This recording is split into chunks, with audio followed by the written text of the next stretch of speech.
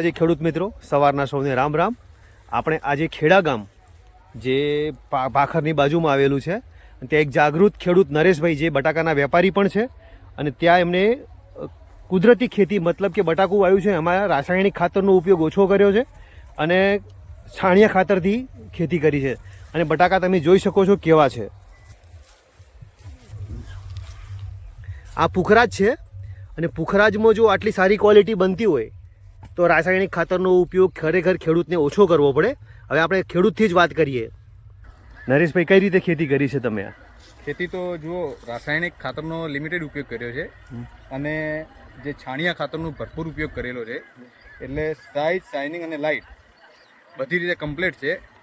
જો એક ખેતરની અંદર એમાં છાણિયું નાખેલું નહોતું, એમાં સાઇઝ લિમિટેડ સાઇઝ છે.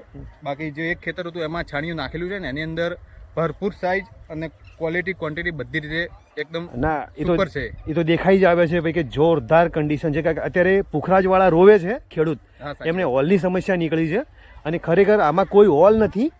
અને સાઈઝ જુઓ તમે સાહેબ. નરેશભાઈ હાથમાં પકડો બટાકું, તમે જુઓ આ નરેશભાઈની ખેતી. અને નરેશભાઈના ભાઈ એક સારા ખેડૂતને એક સલાહ છે, એક સારા ખેડૂત તમને સલાહ આપશે કે ભાઈ કઈ રીતે ખેતી કરવી. હા હરેશભાઈ, આપણે શું છાણિયા ખાતરની અંદર ભરપૂર ઉપયોગ કરીએ ને તો આપણે કોઈ જોવાનો વારો આવતો નથી. રાસાયણિક લિમિટેડ ઉપયોગ કરીએ અને છાણિયા ખાતરનો ભરપૂર ઉપયોગ કરવો જોઈએ. ખરેખર હરેશભાઈ, તમે ફાર્મ હાઉસ ઉપર આવ્યા, મુલાકાત લીધી, એ બદલ તમારો આભાર. અરે આભાર તો તમારો કે જે તમે ખેડૂતને સારી સલાહ આપશો. તો આ વિડીયોને સારો લાગ્યો હોય તો લાઈક કરજો, શેર કરજો અને કમેન્ટ કરજો. જય માતાજી.